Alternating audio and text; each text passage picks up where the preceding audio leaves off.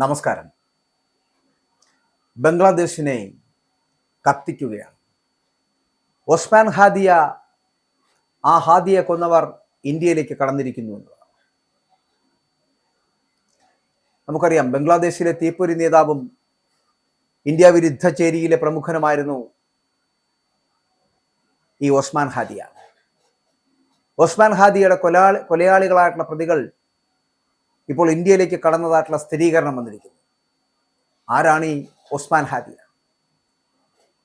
ബംഗ്ലാദേശിലെ ഷെയ്ഖ് ഹസീന സർക്കാരിനെ താഴെ ഇറക്കിയ ജൂലൈ വിപ്ലവത്തിന്റെ ബുദ്ധി കേന്ദ്രങ്ങളിൽ ഒരാളായിരുന്നു ഒസ്മാൻ ഹാദി. കടുത്ത ഇന്ത്യ വിരുദ്ധതയും അവാമി ലീഗ് വിരോധവുമായിരുന്നു ഹാദിയുടെ രാഷ്ട്രീയ മുഖമുദ്ര എന്ന് പറയപ്പെടുന്നത്. ഹസീനയുടെ പതനത്തിന് ശേഷം ഇൻകുലാബ് മഞ്ച് എന്ന പാർട്ടി രൂപീകരിച്ച് ഫെബ്രുവരിയിൽ നടക്കാനിരിക്കുന്ന പൊതു തിരഞ്ഞെടുപ്പിൽ മത്സരിക്കാൻ തയ്യാറെടുക്കുകയായിരുന്നു അദ്ദേഹം. കഴിഞ്ഞ ഡിസംബർ മാസം 12-ാം തീയതിയാണ് ധാക്കയിൽ വെച്ച് മുഖം മൂടി അണിഞ്ഞ തോക്കുധാരികൾ ഒസ്മാൻ ഹാദിയെ തലയ്ക്ക് വെടിവെച്ചത്. തുടർന്ന് വലിയ ചികിത്സയ്ക്കായിട്ട് അദ്ദേഹത്തെ സിംഗപ്പൂരിലേക്ക് കൊണ്ടുപോയിരുന്നു. പക്ഷേ ചികിത്സയിലിരിക്കെ ഡിസംബർ 18-ന് ഹാദിയ മരണപ്പെടുന്നു. അപ്പോൾ എങ്ങനെയാണ് ഇവരെ കൊന്നവർ ഇന്ത്യയിലേക്ക് കടന്നത് എന്നുള്ളതാണ്. ഈ ഒസ്മാൻ ഹാദിയെ കൊലപ്പെടുത്തിയവർ ഇന്ത്യയിലേക്ക് എത്തപ്പെട്ടു എന്ന് പറയപ്പെടുന്നുണ്ട്. എങ്ങനെയാണ്? മേഘാലയ, ഇന്ത്യയിലുള്ള സംസ്ഥാനമായ മേഘാലയയുടെ അതിർത്തി വഴി ഇന്ത്യയിലേക്ക് കടന്ന മുഖ്യപ്രതികൾ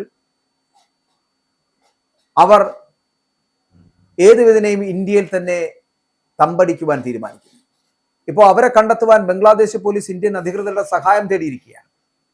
കൊലപാതകത്തെ തുടർന്ന് ബംഗ്ലാദേശിൽ വൻതോതിലുള്ള വർഗീയ സംഘർഷങ്ങളും മാധ്യമ സ്ഥാപനങ്ങൾക്ക് നേരെയുള്ള ആക്രമണങ്ങളും ഒക്കെ തുടരുകയാണ് എന്നുള്ളതാണ്.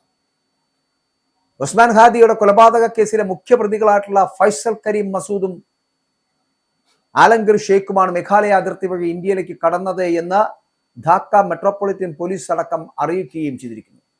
കൊലപാതകത്തിന് ശേഷം പ്രതികൾ മൈമൻസിംഗിലെ ഹലുവാഘട്ട് അതിർത്തി വഴി ഇന്ത്യയിലേക്ക് കടന്നതായിട്ട് Dhaka metropolitan police additional commissioner ഒരു വാർത്താ സമ്മേളനം നടത്തി പറയുകയും ചെയ്തിരിക്കുന്നു. ഇവർ അതിർത്തി കടന്നതിന് ശേഷം പൂർത്തി എന്ന വ്യക്തിയാണ് ഇവരെ ആദ്യം സ്വീകരിക്കുന്നത് എന്ന് പറയപ്പെടുന്നു. പിന്നീട് സാമി എന്ന ടാക്സി ഡ്രൈവർ മേഘാലയയിലെ തുര നഗരത്തിലേക്ക് ഇവരെ കൊണ്ടുപോയി എന്ന് ദ ഡെയിലി സ്റ്റാർ റിപ്പോർട്ട് ചെയ്യുന്നു. പ്രതികളെ സഹായിച്ച പൂർത്തിയും സാമിയും ഇന്ത്യൻ അധികാരികളുടെ കസ്റ്റഡിയിലുണ്ട്. ഇപ്പോൾ ഇത് അനൗപചാരികമായിട്ടുള്ള റിപ്പോർട്ടുകളാണ് എങ്കിലും ഔദ്യോഗിക സ്ഥിരീകരണം കാത്തിരിക്കുകയാണ് ഇപ്പോൾ. പക്ഷേ ഇവിടെ ഹാദിയുടെ മരണം എന്ന് പറയപ്പെടുന്നത് ബംഗ്ലാദേശിനെ ആഭ്യന്തര യുദ്ധത്തിന് സമാനമായിട്ടുള്ള ഒരു സാഹചര്യത്തിലേക്ക് ഇപ്പോൾ തള്ളിയിട്ടിരിക്കുന്നു. ഇന്ത്യ അനുകൂലികൾ എന്ന് ആരോപിക്കപ്പെടുന്ന പ്രഥം ആലോ, ദ ഡെയിലി സ്റ്റാർ എന്നീ പ്രമുഖ പത്രങ്ങളുടെ ഓഫീസുകൾ പ്രക്ഷോഭകാരികൾ തീയിട്ട് നശിപ്പിച്ചിരിക്കുന്നു. മൈമൻസിംഗിൽ ഒരു ഹിന്ദു ഫാക്ടറി തൊഴിലാളിയെ ആൾക്കൂട്ടം തല്ലിക്കൊന്നത് രാജ്യാന്തര തലത്തിൽ വരെ വലിയ ആശങ്ക ഉളവാക്കുന്ന തരത്തിലേക്ക് എത്തപ്പെട്ടിരിക്കുന്നു. ഛായനാട്ട്, ഉദീജി തുടങ്ങിയ സാംസ്കാരിക സംഘടനകളെ വരെ ആക്രമിച്ചിരിക്കുന്നു. ഇന്ത്യ ബംഗ്ലാദേശ് നയതന്ത്ര നീക്കങ്ങൾ പ്രതികളെ വിട്ടുകിട്ടാൻ ഔദ്യോഗികവും അല്ലാത്തതുമായിട്ടുള്ള ചാനലുകൾ വഴി ബംഗ്ലാദേശ് സർക്കാർ ഇന്ത്യയുമായിട്ട് ബന്ധപ്പെട്ടു വരികയും ചെയ്യുന്നുണ്ട്. ഹസീന വിരുദ്ധ പ്രക്ഷോഭകാരികൾക്ക് ഇന്ത്യയിൽ അഭയം ലഭിക്കുന്നത് ബംഗ്ലാദേശിലെ പുതിയ ഭരണകൂടത്തിന് വലിയ രാഷ്ട്രീയ തലവേദനയാകുന്നുണ്ട് എന്നുള്ള സാഹചര്യത്തിലാണ് ഇന്ത്യയിലേക്ക് കടന്നു എന്ന് പറയപ്പെടുന്ന ഹാദിയ കൊലയാളികളെ തിരിച്ചു നൽകണമെന്ന് ആവശ്യപ്പെടുന്നത് ധാക്ക പോലീസ്. ഇന്ത്യൻ അതിർത്തികളിൽ എവിടെയോ കടന്നു കയറിയ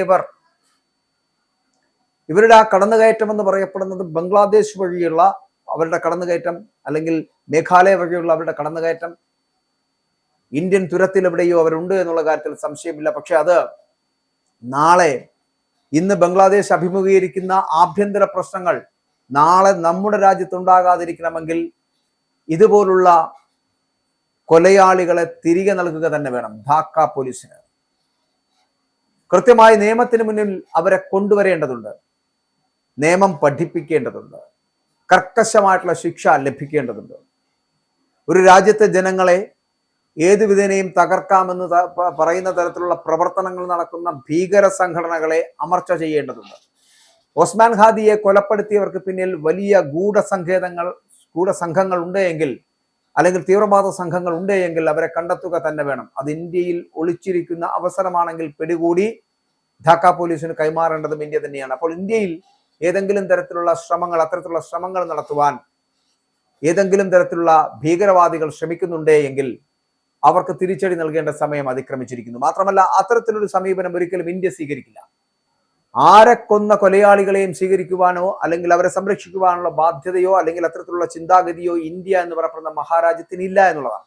അതുകൊണ്ട് തന്നെ ഉസ്മാൻ ഹാദിയെ കൊന്നവർ എവിടെയെങ്കിലും ഇന്ത്യയിൽ എവിടെയെങ്കിലും ഒളിച്ചിരിപ്പുണ്ട് എങ്കിൽ അവർ കൃത്യമായി ഇന്ത്യൻ മിലിറ്ററിയുടെ, ഇന്ത്യൻ പോലീസിന്റെ കൈകളിലേക്ക് എത്തപ്പെടുകയും അവർക്ക് തക്കതായിട്ടുള്ള ശിക്ഷ വളരെ കൃത്യമായി നിയമത്തിന്റെ പേരിൽ നൽകുകയും ചെയ്യും എന്നുള്ള കാര്യത്തിൽ തർക്കമില്ല.